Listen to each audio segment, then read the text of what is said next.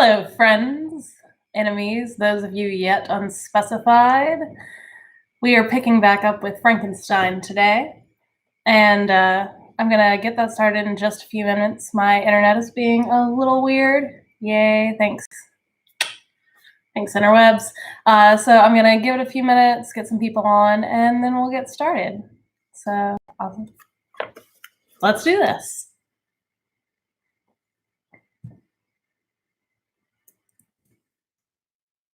Gonna go to Remind and send this out for you guys. Let's see.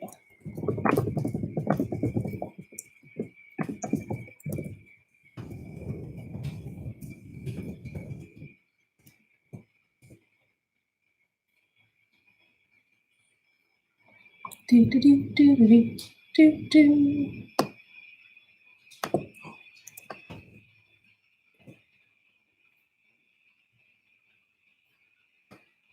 I never really know how to start these. I always feel bad because it's, a bit boring for the first 5 minutes or so, and I apologize. But if you have any ideas, please let me know. Shoot me a remind, talk to me on Teams, yada yada. Y'all know how this works by now, right?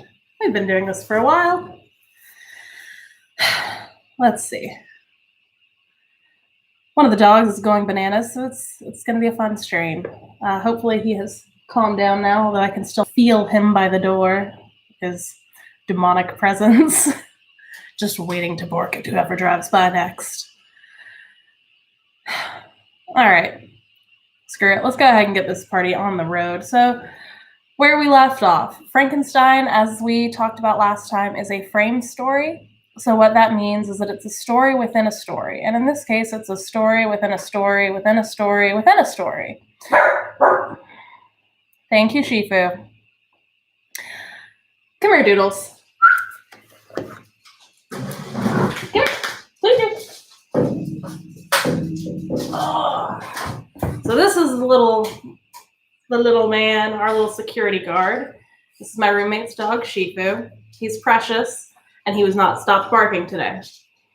You have to stop with the barking, okay, boy? Now go. Anyways, yes, Frankenstein. Story within a story within a story within a story. So last week, Friday, whatever day that was, we got the first part of our story, which is our outer tier of our frame. It's Robert Walton writing a bunch of letters to his sister. And from there, or within that, he found a guy floating out on the ice in a truck, or in a sled, and has brought him on board his ship. And so now we're going to get that guy's story. Here's a hint. That guy is Victor Frankenstein. You know, the "it's alive" guy. Chapter 1. I am by birth a Giovanese, and my family is one of the most distinguished of that republic. My ancestors had been, for many years, counselors and syndics, and my father had filled several public situations with honors and reputation. He was respected by all who knew him for his integrity and his indefatigable attention to public business. He passed his younger days perpetually occupied by the affairs of his country, and it was not until the decline of his life that he thought of marrying and bestowing upon the state sons who might carry his virtues and his name down to posterity. As the circumstances of his marriage illustrate his character, I cannot refrain from relating them. One of his most intimate friends was a merchant who, from a flourishing state, fell, through numerous mischances, into poverty. This man, whose name was Beaufort, was of proud and unbending disposition, and could not bear to live in poverty and distinguished for his and oblivion in the same country where he had formerly been distinguished for his rank and magnificence. Having paid his debts, therefore, in the most honorable manner, he retreated with his daughter to the town of Lucerne, where he lived unknown and in wretchedness. My father loved Beaufort with the truest friendship, and was deeply grieved by his retreat in these unfortunate circumstances. He grieved also for the loss of his society, and resolved to seek him out and endeavor to persuade him to begin the world again through his credit and assistance. Beaufort had taken effectual measures to conceal himself, and it was 10 months before my father discovered his abode. Overjoyed at this discovery, he hastened to the house, which was situated in a mean street near the Rus. But when he entered, misery and despair alone welcomed him. Buford had saved but a very small sum of money from the wreck of his fortunes, but it was sufficient to provide him with sustenance for some months, and in the meantime he hoped to procure some respectable employment in a merchant's house. The interval was consequently spent in inaction, his grief only become more deep and rankling, when he had leisure for reflection, and at length it took so fast hold of his mind that at the end of the 3 months he lay on a bed of sickness, incapable of any exertion. His daughter attended him with the greatest tenderness, but she saw with despair that their little fund was rapidly decreasing and that there was no other prospect of support. But Caroline Beaufort possessed a mind of an uncommon mold, and her courage rose to support her in adversity. She procured plain work, she plaited straw, and by various means contrived to earn a pittance scarcely to support life. Several months passed in this manner. Her father grew worse, her time was more entirely occupied in attending him, her means of subsistence decreased, and in the 10th month her father died in her arms, leaving her an orphan and a beggar. This last blow overcame her, and she knelt by Beaufort's coffin, weeping bitterly, when my father entered the chamber. He came like a protecting spirit to the poor girl, who committed herself to his care, and after the internment of his friend, he conducted her to Geneva, and placed her under the protection of a relation. 2 years after this event, Caroline became his wife. When my father became a husband and a parent, he found his time so occupied by the duties of his new situation that he relinquished many of his public employments and devoted himself to the education of his children. Shifu, hush. Of these, I was the eldest and the destined successor to all his labors and utility. No creature could have more tender parents than mine. My improvement and health were their constant care, especially as I remained for several years their only child. But before I continue my narrative, I must record an incident which took place when I was 4 years of age. My father had a sister, whom he tenderly loved, and who had married early in life to an Italian gentleman. Soon after her marriage, she had accompanied her husband to his native country, and for some years my father had very little communication with her. About the time I mentioned she died, and a few months afterwards he received a letter from her husband, acquainting him with his intention of marrying an Italian lady and requesting my father take charge of the infant Elizabeth, the only child of his deceased sister. "It is my wish," he said, "that you should consider her as your own daughter and educate her thus. Her mother's fortune is secured to her, the documents of which I will commit to your keeping. Reflect upon this proposition and decide whether you would prefer educating your niece yourself to her being brought up by a stepmother." My father did not hesitate and immediately went to Italy that he might accompany little Elizabeth to her future home. I have often heard my mother say that she was at that time the most beautiful child she had ever seen, and shewed signs even then of a gentle and affectionate disposition. These indications, and a desire to bind so closely as possible the ties of domestic love, determined my mother to consider Elizabeth as my future wife, a design which she never found reason to repent. From this time, Elizabeth Lavenza became my playfellow, and, as we grew older, my friend. She was docile and good-tempered, yet gay and playful as a summer insect. Although she was lively and animated, her feelings were strong and deep, and her disposition uncommonly affectionate. No one could enjoy better liberty, yet no one could submit with more grace than she did to constraint and caprice. Her imagination was luxuriant, yet her capability of application was great. Her person was the image of her mind. Her hazel eyes, although as lively as a bird's, possessed an attractive softness. Her figure was light and airy, and though capable of enduring great fatigue, she appeared the most fragile creature in the world. While I admire her understanding and fancy, I love to tend on her as I should a favorite animal, and I never saw so much grace both of person and mind united with so little pretension. Everyone adored Elizabeth. If the servants had any request to make, it was always through her intercession. We were strangers to any species of disunion and dispute, for although there was a great dissimilitude in our character, there was a harmony that was in that very dissimilitude. I was more calm and philosophical than my companion, yet my temper was not so yielding. My application was of longer endurance, but it was not so severe whilst it endured. I delighted in investigating the facts relative to the actual world. She busied herself in following the aerial creation of the poets. The world was to me a secret which I desired to discover. To her, it was a vacancy, which she sought to people with the imaginations of her own.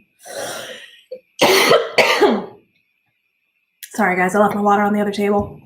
My brothers were considerably younger than myself, but I had a friend of one of my schoolfellows who compensated for this deficiency.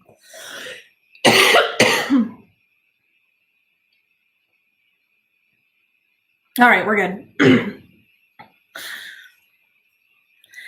Henry Clerval was the son of a merchant of Geneva, an intimate friend of my father.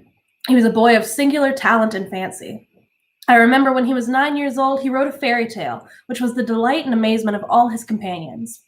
His favorite study consisted in books of chivalry and romance, and when very young, I can remember that we used to act plays composed by him out of these favorite books, the principal characters of which were Orlando, Robin Hood, Amadeus, and St. George. No youth could have passed more happily than mine. My parents were indulgent and my companions amiable. Our studies were never forced, and by some means we always had an end placed in view, which excited us to ardor the prosecution of them. It was by this method, and not by emulation, that we were urged to application. Elizabeth was not incited to apply herself to drawing, that her companions might not outstrip her, but through the desire of pleasing her aunt by the representation of some favorite scene done by her own hand. We learned Latin and English that we might read the writings in those languages, and so far from the study being made odious through punishment, we loved application, and our amusements would not have been the labors of other children. Perhaps we did not read so many books or learn languages so quickly as those who are disciplined in according to the ordinary methods, but what we learned was impressed the more deeply on our memories. In this description of our domestic circle, I include Henry Clerval, for he was constantly with us. He went to school with me and generally passed the afternoon at our house. For being an only child and destitute of companions at home, his father was well pleased that he could find associates at our house, and we were never completely happy when Clerval was absent. I feel pleasure in dwelling on the recollections of childhood, before misfortune had tainted my mind and changed its bright visions of extensive usefulness into gloomy and narrow reflections upon self. But in drawing the picture of my early days, I must not omit to record those events which led by insensible steps to my after tale of misery. For when I would account to myself for the birth of that passion, which afterwards ruled my destiny, I find it arose like a mountain river from ignoble and almost forgotten sources. But, swelling as it proceeded, it became the torrent which, in its course, has swept away all my hopes and joys. Natural philosophy is the genius that has regulated my fate. I desire, therefore, in this narration to state those facts which led to my predilection for that science. When I was 13 years of age, we all went on a party of pleasure to the baths near Thornton. The inclemency of the weather obliged us to remain a day confined in the inn. In this house, I chanced to find a volume of the works of Cornelius Agrippa. I opened it with apathy. The theory which he attempts to demonstrate and the wonderful facts which he relates soon changed this feeling into enthusiasm. A new light seemed to dawn upon my mind, and, bounding with joy, I communicated my discovery to my father. I cannot help remarking there are many opportunities instructors possess in directing the attention of their pupils to useful knowledge, which they utterly neglect. My father looked carelessly at the title page of my book and said, "Ah, Cornelius Agrippa. My dear Victor, do not waste your time upon this. It is sad trash." If, instead of this remark, my father had taken the pains to explain to me that the principles of Agrippa had been entirely exploded, and that the modern system of science had been introduced, which possessed much greater powers than the ancient, because the powers of the latter were chimerical, while those of the former were real and practical, under such circumstances, I should certainly have thrown Agrippa aside, and with my imagination warmed as it was, should probably have applied myself to the more real rational theory of chemistry, which has resulted from modern discoveries.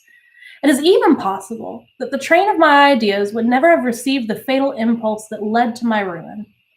But the cursory glance my father had taken at the volume taken of my volume by no means assured me that he was acquainted with its contents, and I continued to read with the greatest avidity. When I returned home, my first care was to procure the whole works of this author, and afterwards of Paracelsus and Albertus Magnus. I read and studied the wild fantasies of these writers with delight. They appeared to me treasures known to few besides myself, and although I often wished to communicate these secret stores of knowledge to my father, yet his indefinite censure of my favorite Agrippa always withheld me. I disclosed my discoveries to Elizabeth, therefore, under the promise of strict secrecy, but she did not interest herself in the subject, and I was left by her to pursue my studies alone. It may appear very strange that a disciple of Albertus Magnus should arise in the 18th century, but our family was not scientifical, and I had not attended any of the lectures given at the schools of Geneva. My dreams were therefore undisturbed by reality, and I entered with the greatest diligence into the search of the philosopher's stone and the elixir of life. But the latter obtained my most undivided attention. Wealth was an inferior object. But what glory would attend the discovery if I could banish disease from the human frame and render man invulnerable to any but violent death? Nor were these my only visions. The raising of ghosts or devils was a promise liberally accorded by my favorite authors, the fulfillment of which I most eagerly sought, and if my incantations were always unsuccessful, I attributed the failure rather to my own experience and mistake than to want of skill or fidelity in my instructors. The natural phenomena that take place every day before our eyes did not escape my examinations. Distillation and the wonderful effects of steam, processes of my favorite authors were utterly ignorant, excited my astonishment. But my utmost wonder was engaged by some experiments on an air pump, which I saw employed by a gentleman whom we were in the habit of visiting. The ignorance of early philosophers on these and several other points served to decrease their credit with me, but I could not entirely throw them aside before some other system should occupy their place in my mind. When I was about 15 years old, we had retired to our house near Bellerive, when we witnessed a most violent and terrible thunderstorm. It approached from behind the mountains of Jura, and the thunder burst at once with frightful loudness from various quarters of the heavens. I remained, while the storm lasted, watching its progress with curiosity and delight. As I stood at the door, on a sudden I beheld a stream of fire issue from an old and beautiful oak which stood about 20 yards from our house, and so soon as the dazzling light vanished, the oak had disappeared, and nothing remained but a blasted stump. When we visited it the next morning, we found the tree shattered in a singular manner.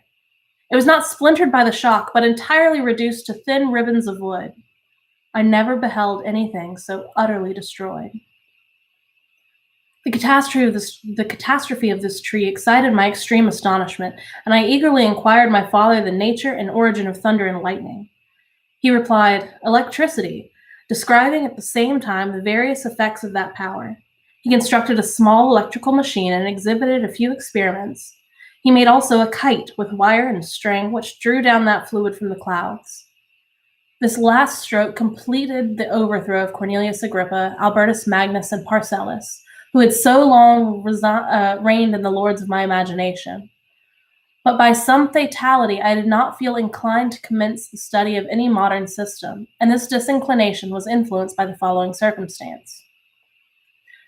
My father expressed a wish that I should attend a course of lectures upon natural philosophy, to which I cheerfully consented. Some accident prevented my attending these lectures until the course was nearly finished. The lecture, being therefore one of the last, was entirely incomprehensible to me. The professor discoursed with the greatest fluency of potassium and boron, of sulfites and oxides, terms to which I could affix no idea, and I became disgusted with the science of natural philosophy, although I still read Pliny and Buffon with delight, authors in my estimation of near equal interest and utility. My occupations at this age were principally the mathematics and most of the branches of studying pertaining to that science. I was busily employed in learning languages. Latin was already familiar to me, and I began to read some of the easiest Greek authors without help of lexicon. I also perfectly understood Greek, English, and German. This is the list of my accomplishments at the age of 17, and you may conceive that my hours were fully employed in acquiring and maintaining a knowledge of this various literature. Another task also devolved upon me when I became the instructor of my brothers. Ernest was 6 years younger than myself and was my principal pupil. He had been afflicted with ill health from his infancy, through which Elizabeth and I had been his constant nurses. His disposition was gentle, but he was incapable of any severe application.